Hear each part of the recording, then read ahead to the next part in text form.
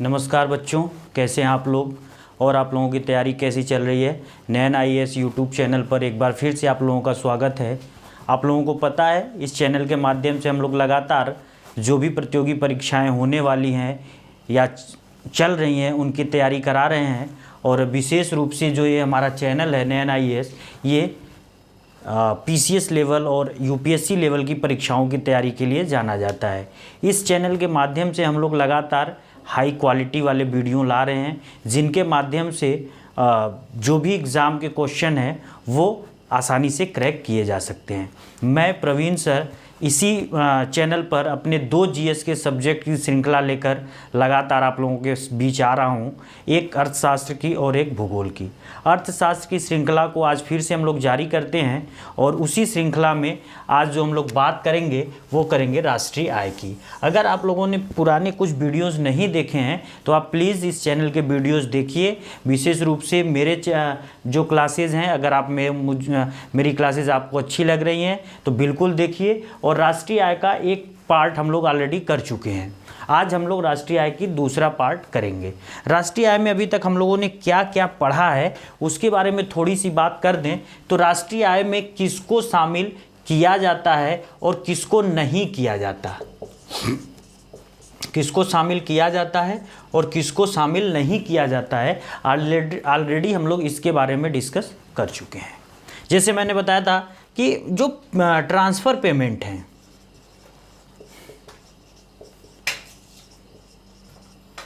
Transfer payment जो भी हैं यानी कि हस्तांतरण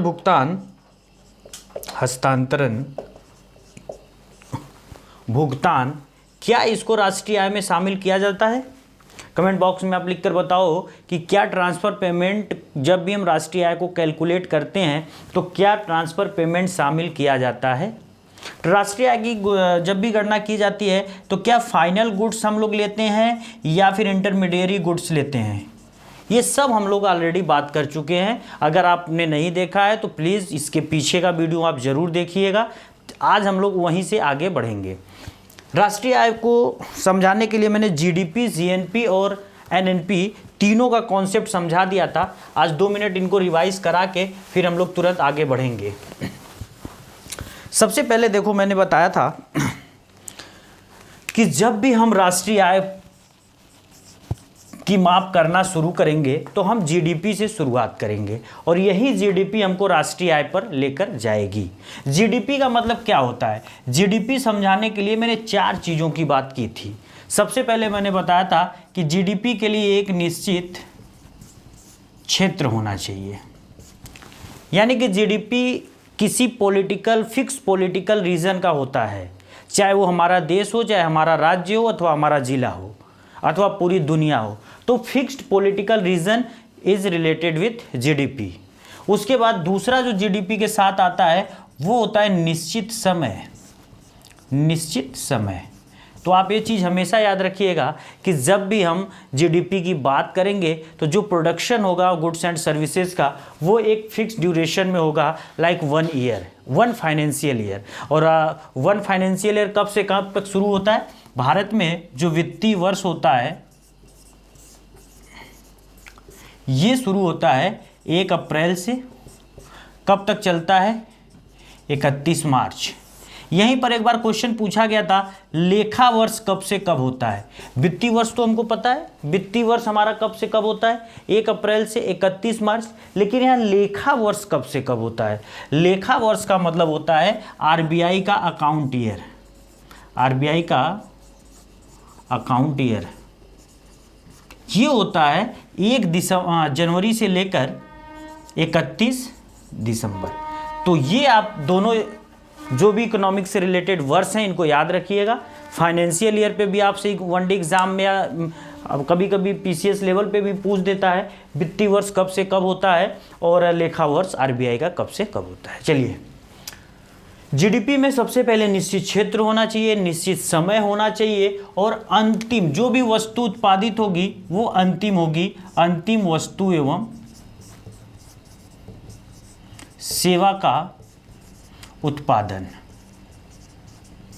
इसके अलावा ये जो अंतिम वस्तु एवं सेवा हैं उनके कौन से मूल्य आप यहाँ पे शामिल करोगे? उनके मौद्रिक मूल्य, मॉनेटरी वैल्यू या मॉनेटरी प्राइस। तो सीधे सीधे हमने यहाँ पर देखा जीडीपी के लिए कि किसी निश्चित क्षेत्र में एक निश्चित समय के दौरान उत्पादित अंतिम वस्तु एवं सेवा का मौद्रिक मूल्य ही क्या कहलाता है? जीडीपी कहलाता है। जब हम इस जीडीपी से जीएनपी पर पहुंचे थे तो मैंने बताया था कि यहाँ पे जो अंतर हमको निकल कर मिला है वो डोमेस्टिक और नेशनल शब्दों का मिला है। डोमेस्टिक मतलब घरेलू और नेशनल मतलब राष्ट्रीय। तो क्या अंतर है डोमेस्टिक और नेशनल में? यहाँ पे आप सीधे सीधे समझिए कि जब हम इस फिक्स्ड बाउंड्री के अंदर प्रोडक्शन करेंगे दैट इज डोमेस्टिक। तो डोमेस्टिक ये इस बाउंड्री के अंदर अगर काम होगा तो ये होगा डोमेस्टिक, और इस बाउंड्री के अंदर काम करने वाला चाहे देसी हो या विदेशी हो ये कोई भी इस पे फर्क नहीं पड़ने वाला है। यानी कि चाहे यहाँ पर भारत का व्यक्ति काम करे, चाहे चाइना का या पाकिस्तान का अगर काम करे, बस हमको यहाँ पे प्रोडक्शन से मतलब है। तो एक फिक्स बाउंड्री में जितना प्रोडक्शन होगा इसी सारे प्रोडक्शन को, इसी को हम क्या कह रहे थे? जीडीपी। लेकिन इस जीडीपी में हमने क्या किया कि प्लस किया। किसको प्लस किया?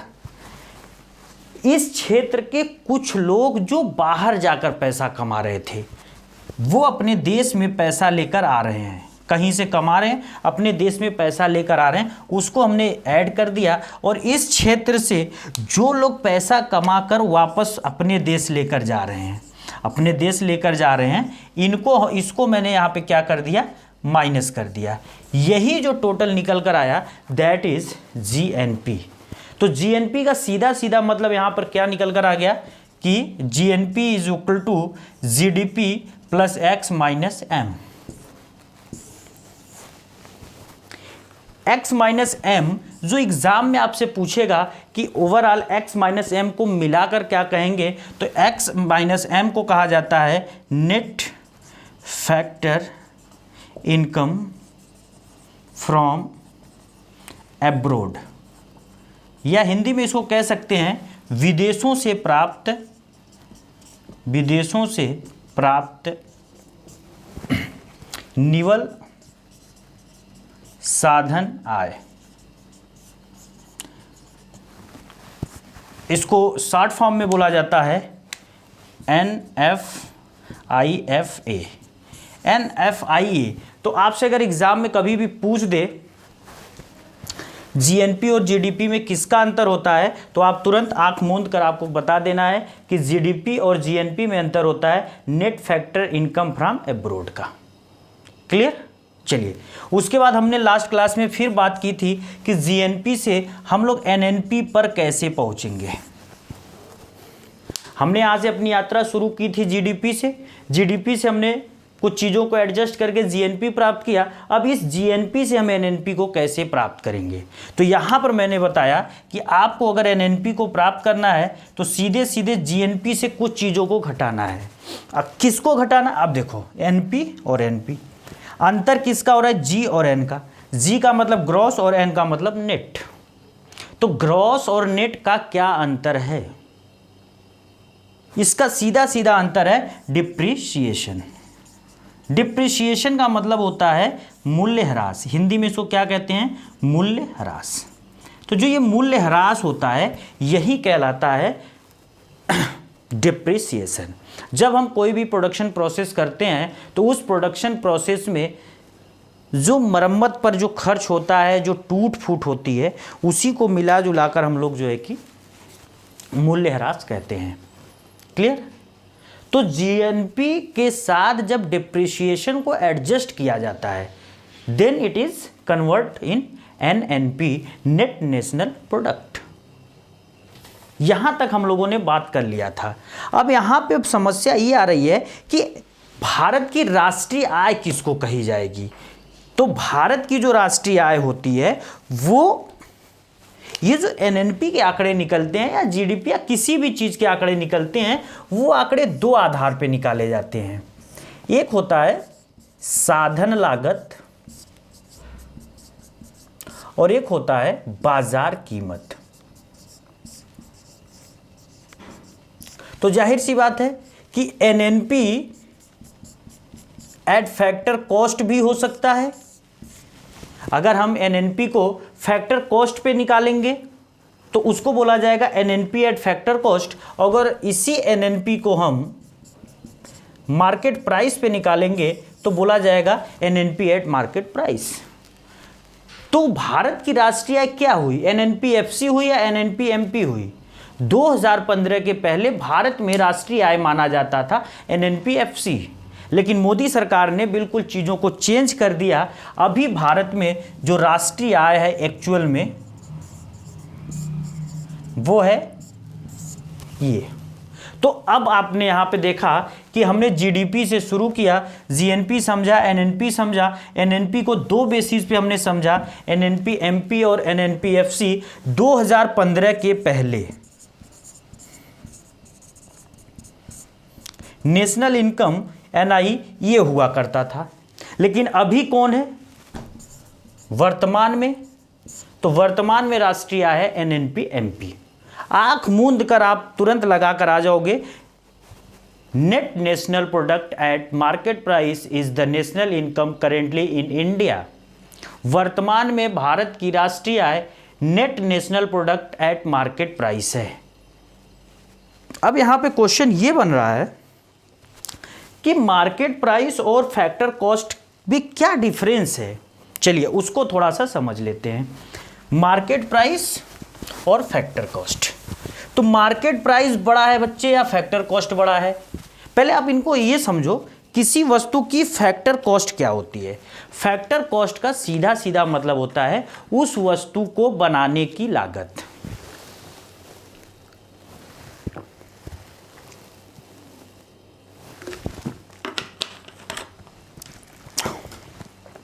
उस वस्तु को बनाने की जो लागत होती है उसी को हम फैक्टर कॉस्ट कहते हैं। तो अर्थशास्त्र के पिता कौन थे? पहली क्लास में मैंने बताया था एडम स्मिथ।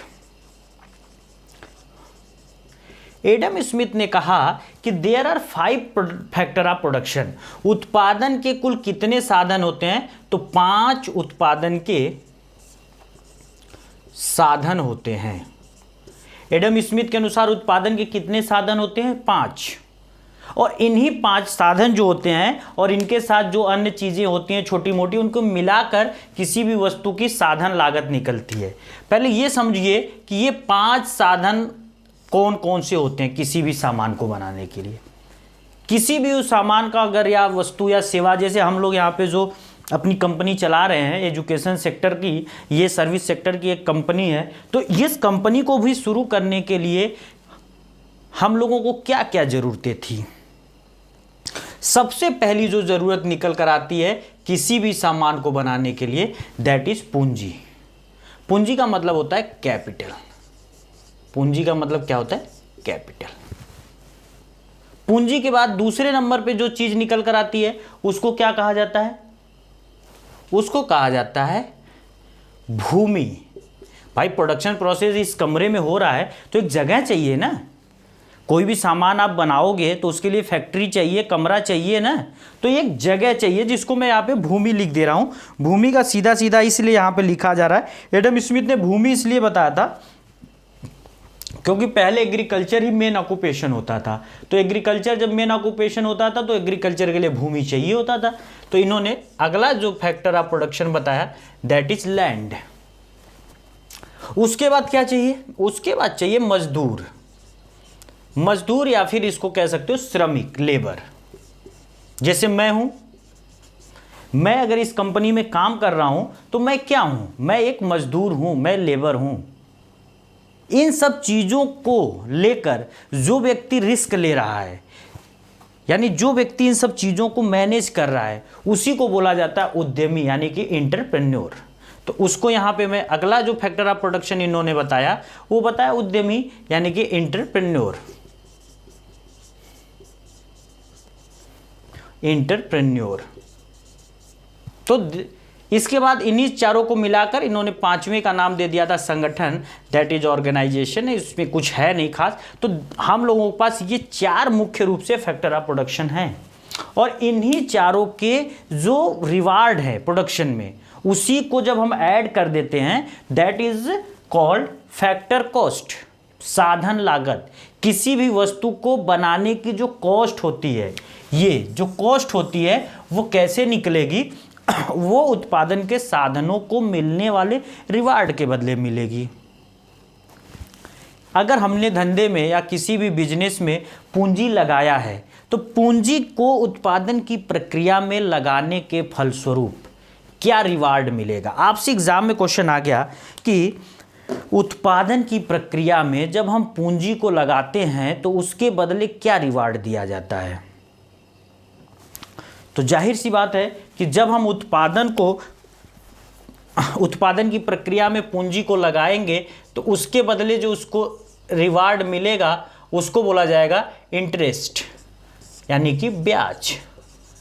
20 लाख, 30 लाख, 50 लाख रुपए, 1 करोड़, 10 करोड़ लगाकर लोग बिजनेस करते हैं, तो जो पैसा वो लगाते हैं उस पैसे के प्रति ब्याज जोड़ते हैं कि अगर ये पैसा मैं इस धंधे में नहीं लगाया होता तो मैं इसको कहीं बैंक में रख देता, और बैंक में रख देता तो मेरे पास इतने सारे पैसे आते ब्याज के रूप में हर महीने।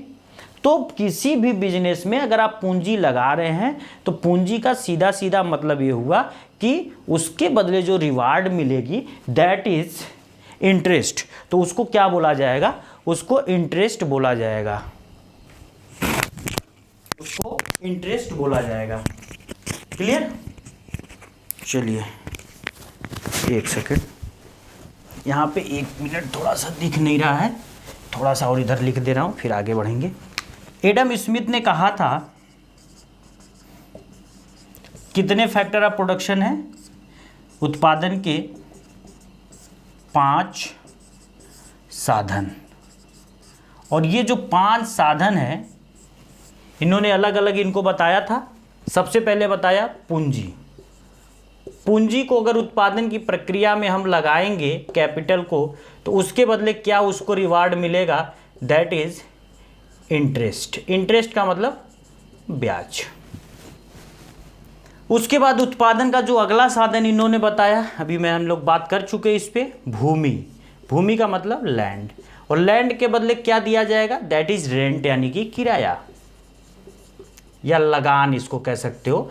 उन लोगों ने लगान कहा था, और लगान कहने के पीछे ये था कि खेती ही मेन ऑक्यूपेशन था, तो इसलिए लोग लगान कह देते थे। क्लियर? उत्पादन का जो तीसरा साधन है उसको कह रहे थे श्रमिक, मजदूर, लेबर।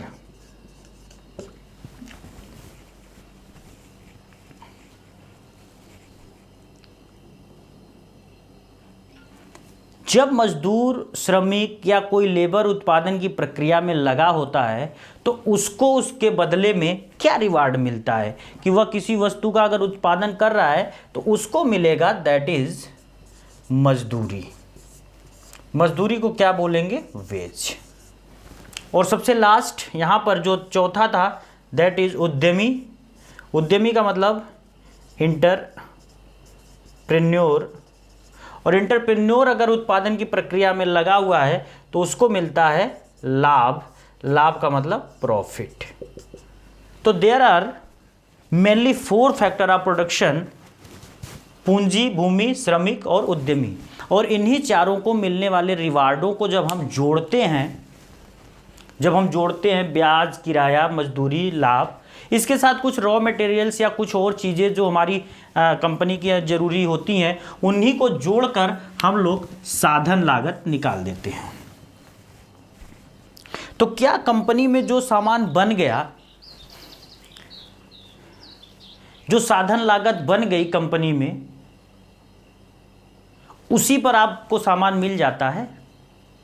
ये कंपनी है, कंपनी के गेट अंदर इस कारखाने में सामान बनकर रेडी है, जैसे ही गेट पर से निकलेगा अब ये मार्केट में पहुंचेगा, तो मार्केट में उसकी एक अलग कीमत होगी जिसको कहा जाएगा बाजार कीमत। तो क्या साधन लागत और बाजार कीमत एक ही होते हैं, या साधन लागत ज़्यादा होता है, बाजार कीमत कम होता है? क्या अंतर होता है इन दोनों में? तो इन दोनों का जो एक्चुअल में अंतर होता है, आप ऐसे समझो कि जैसे ही इस कंपनी से सामान बनकर बाहर निकलता है, सरकार बिल्कुल ताक में बैठी रहती है। सरकार आपसे कहती है कि आप सामान बना रहे हो, उत्पादन की प्रक्रिया में आप लगे हो। इसका सीधा सीधा मतलब ये हुआ, आप उत्पादन की प्रक्रिया में लगे हैं, इसका सीधा सीधा मतलब ये हुआ कि आप हमको हमारे देश में, हमारे क्षेत्र में उत्पादन कर रहे हैं, आप हमको कुछ अपना हिस्सा दीजिए।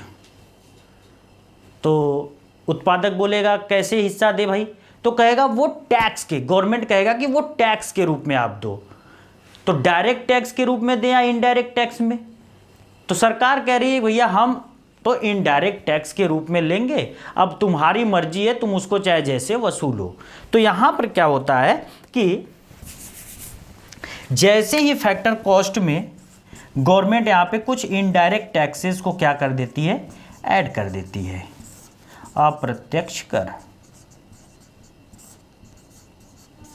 तो आप यहां पे ध्यान दो कि साधन लागत के साथ जब इनडायरेक्ट टैक्सेस जुड़ते हैं और इसमें से क्या घटाया जाए, तो गवर्नमेंट कह रही है कि भाई तुम एजुकेशन सेक्टर में इतना बढ़िया काम कर रहे हो, तुम बच्चों का भविष्य बना रहे हो, चलो ऐसा है कि हम तुमको थोड़ा सा सब्सिडी दे देते हैं। सब्सिडी का मतलब है कि चलो तुम्हें कुछ चीज़ों में हम रियायत दे देंगे, कुछ अनुदान आपको दे देंगे। सब्सिडी के बदले सरकार आपसे किसी चीज़ की इच्छा नहीं करती है, वो आपको कुछ चीज़ें सब्सिडी के रूप में, अनुदान के रूप में दे देती है। तो उसको हम फैक्टर कॉस्ट से क्या कर देते हैं, घटा देते हैं। तो सब्सिडी को यहाँ पर, यानी कि अनुदान को यहाँ पे घटा दिया जाएगा। तो जो निकल कर आएगा दैट इज मार्केट प्राइस। ये फार्मूला बिल्कुल रट लेना। मार्केट प्राइस को प्राप्त करने के लिए हमको साधन लागत चाहिए, और साधन लागत में जैसे आप कोई भी सामान जब बाजार में खरीदने जाते हो मार्केट प्राइस पे, तो वहाँ पर क्या लिखा रहता है, एमआरपी में लिखा रहता है कि included all type of taxes. Specially कौन सी टैक्सेस, इनडायरेक्ट टैक्सेस, क्योंकि डायरेक्ट टैक्स तो सामान पे लगेगा नहीं, वहाँ पे इनडायरेक्ट टैक्स लगेगा। और इनडायरेक्ट टैक्सेस पहले एक्साइज होते थे और वैट होते थे। सेंट्रल गवर्नमेंट कौन सा टैक्स लेती थी, सेंट्रल गवर्नमेंट एक्साइज लेती थी, स्टेट गवर्नमेंट वैट लेती थी। अभी इन दोनों टैक्सेस को खत्म कर दिया गया है। कौन सा टैक्स कर दिया गया इनके स्थान पर, जीएसटी। तो आप कोई भी सामान लोगे तो उसकी एमआरपी के साथ लिखा होता है कि जीएसटी इज इंक्लूडेड। तो आपने देखा फैक्टर कॉस्ट के साथ हमने किसको इंक्लूड कर दिया, जीएसटी को। साथ में क्या मैं माइनस कर रहा हूं, गवर्नमेंट की सब्सिडी। गवर्नमेंट हमसे कह रही कि भाई आप एजुकेशन सेक्टर में इतना बढ़िया कंपनी चला रहे हैं, यूट्यूब के माध्यम से बच्चों को पढ़ा रहे हैं, चलिए हम आपको कुछ चीज़ें गवर्नमेंट की तरफ से प्रोवाइड करा देते हैं। तो जो गवर्नमेंट की तरफ से चीज़ें प्रोवाइड होती हैं उसका तो कॉस्ट आपको देना नहीं है, वो तो फ्री में आपको मिल रही है। तो इसीलिए उन चीज़ों को यहाँ पे घटा दिया जाता है। क्लियर हुआ? किसी कोई डाउट फैक्टर कॉस्ट और मार्केट प्राइस में? नहीं।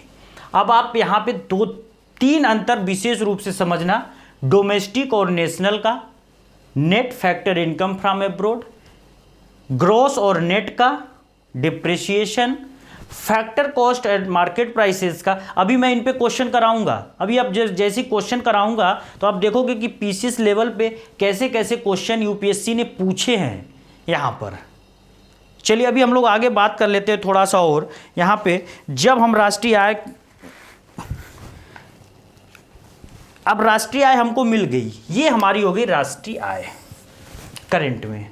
इस राष्ट्रीय आय में जब कारपोरेट टैक्स वगैरह कुछ और टाइप के टैक्सेस हम घटा देते हैं तो वह जो कहलाता है वो कहलाता है पर्सनल इनकम, यानी कि व्यक्तिगत आय। इसका स्क्रीनशॉट ले लीजिए, फिर आगे बढ़ते हैं। स्क्रीनशॉट ले लीजिए।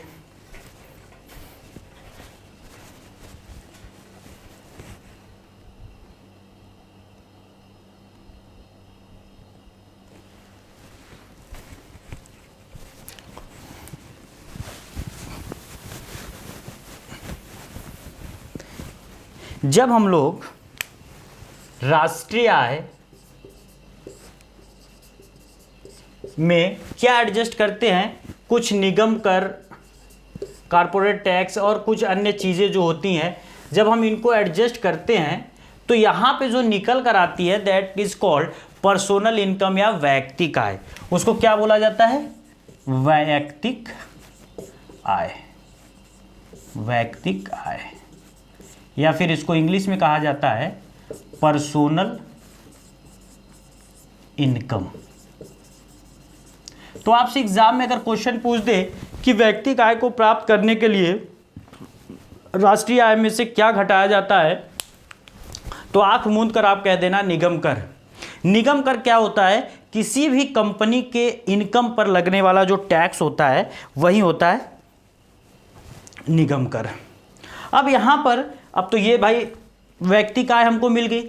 अब व्यक्तिगत आय से अब हमको उपभोग योग्य आय प्राप्त करनी है, जो एक्चुअल में हमारे पास पैसा अब आएगा, तो उपभोग आय, इसको डिस्पोजेबल इनकम कहते हैं। क्या बोलते हैं?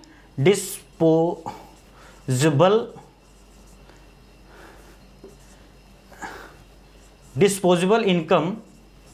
डिस्पोजेबल इनकम का सीधा सीधा मतलब होता है कि पर्सनल इनकम यानी कि वैयक्तिक आय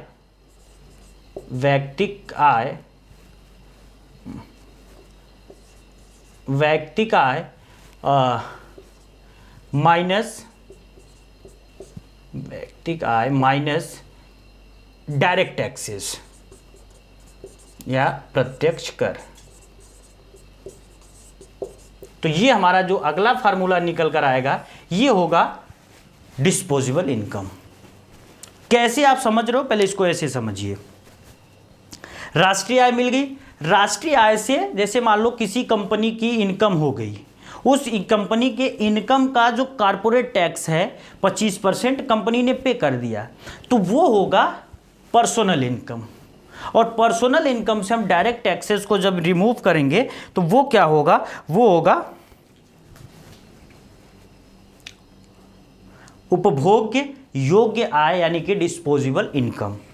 चलिए नेक्स्ट हम यहां पे बात करेंगे राष्ट्रीय आय के आंकड़े कौन निकालता है। लगातार इन पर क्वेश्चन बने हुए हैं, तो राष्ट्रीय आय के आंकड़े किसके द्वारा जारी किए जाते हैं? पहला क्वेश्चन, राष्ट्रीय आय का आंकड़ा जारी करता है CSO। तो आज हम लोग थोड़ा सा बात करते हैं CSO की। CSO है क्या? CSO का फुल फॉर्म है सेंट्रल स्टैटिस्टिकल ऑफिस। हिंदी में बोलेंगे केंद्रीय सांख्यिकीय कार्यालय। आप आंख मूंद कर बता देना, भारत में जो भी राष्ट्रीय आय के आंकड़े हैं वो CSO निकालता है। CSO की स्थापना 1951 में और इसका मुख्यालय नई दिल्ली। दोनों चीज रट लेना, इन पर लगातार क्वेश्चन आ रहे हैं। उसके बाद वर्तमान में भारत में राष्ट्रीय आय के मापने का आधार वर्ष क्या है? Base year. बेस ईयर का कॉन्सेप्ट मैं जब महंगाई पढ़ाऊंगा तब आपको बताऊंगा। यहां पे सिर्फ आप ये नोट करो कि वर्तमान में राष्ट्रीय आय के मापने का आधार वर्ष क्या है, तो ये है 2011-12। अब ये चेंज होने वाला था, चेंज अभी नहीं हुआ है लेकिन जल्द ही हो जाएगा। तो जैसे ही चेंज होगा इस पे मैं आपको बता दूंगा करंट अफेयर्स की क्लासेस में। तो आप ये देख लो कि बेस ईयर जो हमारा वर्तमान में चल रहा है वो 2011-12 चल रहा है। राष्ट्रीय आय से संबंधित एक बहुत ही इंपॉर्टेंट कॉन्सेप्ट है हिंदू विकास दर, हिंदू समृद्धि दर या हिंदू ग्रोथ रेट। क्या है हिंदू ग्रोथ रेट? एग्जाम में पूछ दिया हिंदू समृद्धि दर किससे संबंधित है? हिंदुओं की जनसंख्या से, राष्ट्रीय आय से, बेरोजगारी से, धर्म से। मान लो 4 ऑप्शन बना दिया। तो आपको यहाँ ये समझना है कि जो हिंदू ग्रोथ रेट होता है वो है क्या। हिंदू ग्रोथ रेट 1950 से लेकर 1980 तक, इन 30 सालों में भारतीय अर्थव्यवस्था की समृद्धि दर है।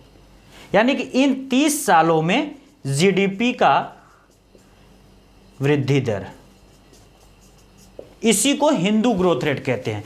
चूंकि इस दौरान 1950 से 80 तक हमारी जो अर्थव्यवस्था थी वो कैसी थी, that is Samajwadi, socialist economy थी, समाजवादी भारतीय अर्थव्यवस्था।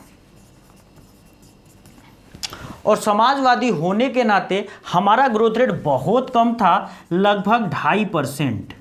तो हम लोग बहुत लो रेट से ग्रो कर रहे थे। अभी इस साल अब आपसे एक एग्जाम पॉइंट ऑफ व्यू से क्वेश्चन पूछ रहे हैं कि जो 1 फरवरी 2022 को बजट पेश किया गया, उसमें भारत के जो पिछला साल बीता है उसका ग्रोथ रेट क्या था, और ये जो साल चल रहा है इसके लिए एक्सपेक्टेड ग्रोथ रेट क्या है। कमेंट बॉक्स में तुरंत लिखो। और नहीं, जैसे अभी मैं एक्सपेक्टेड बता दे रहा हूं, 8 से 8.5% का ग्रोथ रेट एक्सेप्ट किया गया है। अब कहां 8 से 8.5, कहां 2.5%, तो ये एकदम लो रेट था, ग्रोथ रेट बिल्कुल लो था। इसी लो रेट की वजह से इसको हिंदू वृद्धि दर कहा गया है। हिंदू वृद्धि दर के बारे में एक और चीज जो एग्जाम में क्वेश्चन पूछता है कि the concept of Hindu growth rate is given by which economist, किस अर्थशास्त्री ने यह कॉन्सेप्ट दिया था, तो दैट इज प्रोफेसर राजकृष्ण। तो भारत के अर्थशास्त्री थे प्रोफेसर राजकृष्ण, इन्होंने हिंदू ग्रोथ रेट की बात कही थी। क्लियर? तो आप ये चीज़ याद रखना, हिंदू ग्रोथ रेट से रिलेटेड अगर क्वेश्चन आपसे एग्जाम में पूछा जाए। अच्छा, यहाँ पे थोड़ा सा मिस्टेक हो गया था, ये 2.5% नहीं, ये 3.5% है, आप इसको करेक्ट कर लेना। तो आप देख लो, हिंदू ग्रोथ रेट 1950 से 80 के बीच जीडीपी का वृद्धि दर, ये जीडीपी किस नेचर की थी, समाजवादी, जो लो रेट था, यहाँ पे वृद्धि दर बहुत लो था, और इसका कॉन्सेप्ट किसने दिया, प्रोफेसर राजकृष्णा ने दिया।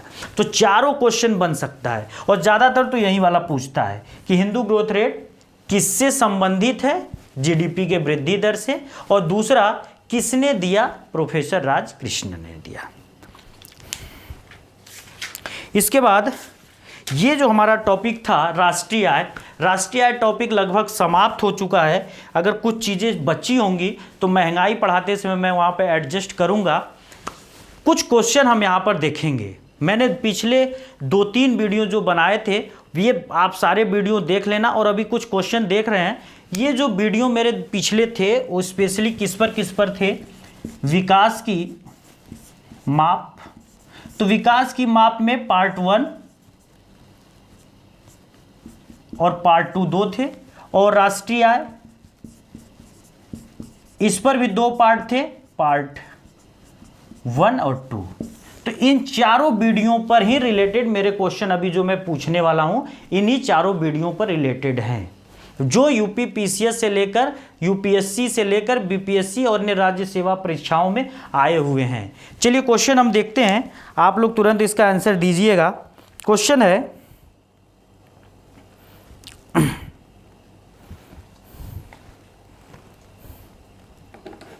भारत में राष्ट्रीय आय का आकलन कौन करता है? Which institution has estimated of national income in India? कौन किया है? भारत में राष्ट्रीय आय का माप कौन करता है? अभी मैंने यहाँ पे बताया कि भारत में राष्ट्रीय आय की माप कौन करता है, CSO। अब देखिए ऑप्शन आपके पास है, भारत में राष्ट्रीय आय का आकलन करता है ऑप्शन नंबर 1 योजना आयोग, ऑप्शन नंबर 2 केंद्रीय सांख्यिकी संगठन, ऑप्शन नंबर 3 राष्ट्रीय आय समिति, ऑप्शन नंबर 4 भारतीय रिजर्व बैंक। तो ऑप्शन नंबर 2 बिल्कुल करेक्ट आंसर है, केंद्रीय सांख्यिकी संगठन। सेंट्रल स्टैटिस्टिकल ऑर्गेनाइजेशन कहो या ऑफिस कहो, एक्चुअल में पहले ऑर्गेनाइजेशन होता था, 4-5 साल पहले इस ऑर्गेनाइजेशन शब्द को ऑफिस में कन्वर्ट कर दिया इंडियन गवर्नमेंट ने। तो भी पुरानी किताबें में आप संगठन आपको दिखेगा, लेकिन चूंकि अपडेटेड मैं पढ़ा रहा हूं तो इसीलिए यहाँ पे ऑफिस आप देखना, CSO का फुल फॉर्म। क्लियर? तो भारत में राष्ट्रीय आय के आंकड़े ये जारी करता है। यहां पे देखिए एक और क्वेश्चन है, भारत में हिंदू समृद्धि दर, जस्ट अभी पढ़ाया हूं, हिंदू ग्रोथ रेट, भारत में हिंदू समृद्धि दर निम्नलिखित में से किससे संबंधित है? यूपी पीसीएस मेंस का क्वेश्चन है। ऑप्शन नंबर 1 जन्म दर, बर्थ रेट, ऑप्शन नंबर 2 जनसंख्या, पॉपुलेशन, ऑप्शन नंबर 3 प्रति व्यक्ति आय, per capita income, option number 4 राष्ट्रीय आय। किससे संबंधित है? राष्ट्रीय आय से। जीडीपी का मतलब क्या हो? सीधे सीधे ये हो गया राष्ट्रीय आय। पर कैपिटा इनकम से संबंधित नहीं है, जन्म दर से संबंधित नहीं है, या जनसंख्या से संबंधित नहीं है। चलिए एक आधे क्वेश्चन और देखते हैं। हाँ, ये मैं ऑलरेडी वीडियो डिस्कस कर चुका हूं। निम्नलिखित में से किसने सकल राष्ट्रीय सुख खुशहाली को अपने देश का प्रगति सूचक बनाया हुआ है? Gross national happiness, GNH। किस देश ने ग्रॉस नेशनल हैप्पीनेस को अपने देश का इंडिकेटर बनाया है विकास का? विकास की माप पढ़ाते समय मैंने बताया था, भूटान। कौन सा देश है? भूटान। 1972 में अडॉप्ट किया था। ऑप्शन देखिए, भूटान, जापान, स्वीडन और स्विट्जरलैंड। कम से कम 5 एग्जाम में आया हुआ क्वेश्चन है, 5 एग्जाम। तो मोस्ट इंपॉर्टेंट क्वेश्चन है, ग्रॉस नेशनल हैप्पीनेस किसने अडॉप्ट किया? चलिए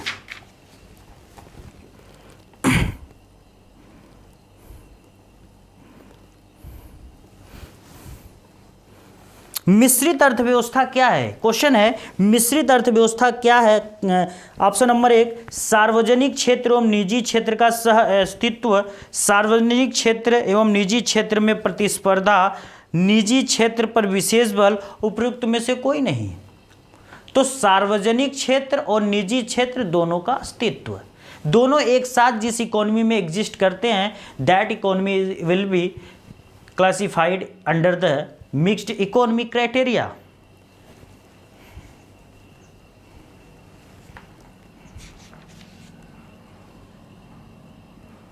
यूपी पीसीएस का क्वेश्चन है, हिंदू समृद्धि दर किससे संबंधित है? फिर से ऑप्शन यहाँ पे गलत अलग अलग कर दिया है। खाद्यान्न, जनसंख्या, प्रति व्यक्ति आय और राष्ट्रीय आय की जगह लिख दिया है सकल राष्ट्रीय उत्पाद, जीडीपी। क्वेश्चन हो रहे हैं? बिल्कुल होंगे। अगर सेशन अच्छा लग रहा हो तो आप वीडियो को लाइक करिए, शेयर करिए, चैनल सब्सक्राइब करिए। इससे बाहर कुछ नहीं आएगा, बिल्कुल गारंटी के साथ कह रहा हूं। चलिए नेक्स्ट क्वेश्चन देखते हैं।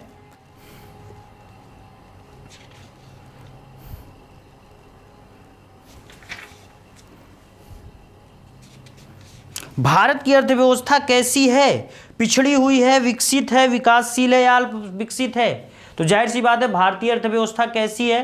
भारतीय अर्थव्यवस्था विकासशील है।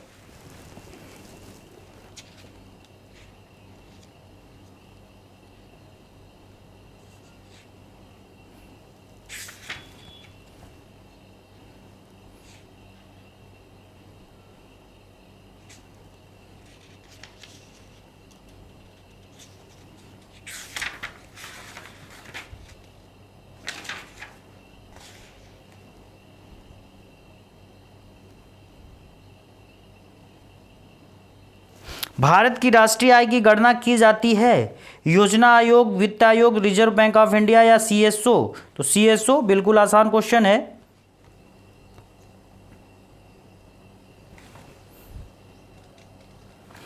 चलिए लगभग हम लोगों ने बिल्कुल अच्छे से सारा ये टॉपिक कर लिया है। यहाँ पर एक चीज़ थोड़ा सा रह गया है जो अगली वीडियो में मैं उस पर चर्चा करूँगा। भारतीय अर्थव्यवस्था के कुछ साइलेंट फीचर, जहाँ से क्वेश्चन बनते हैं कि जब इंडिया इंडिपेंडेंस हुआ था उस समय भारतीय अर्थव्यवस्था की क्या साइलेंट फीचर थे और वर्तमान में भारतीय अर्थव्यवस्था की क्या कुछ प्रमुख विशेषताएँ हैं। तो धीरे धीरे करके हम लोग इस टॉपिक को 10-5 मिनट में समझेंगे और फिर अगले दिन से हम लोग अगला टॉपिक स्टार्ट करेंगे। क्लियर? और इसके साथ ही आप लोगों को बहुत जल्द ही क्वेश्चन सेशन की तैयारी कराई जा रही है। जो टॉपिक हो जा रहे हैं उन्हीं पर क्वेश्चन सेशन होगा, तो बहुत जल्द होने वाला है। प्लीज़ ऐसे ही हमारा जो है कि उत्साह बढ़ाते रहिए ताकि हम और अच्छा इसमें करते रहें। चैनल अगर हमारा वीडियो आपको अच्छा लग रहा हो, चैनल को शेयर करिए, चैनल सब्सक्राइब करिए, वीडियो को लाइक करिए और इसी तरीके से हमारा साथ देते रहिए। चलिए बहुत बहुत धन्यवाद।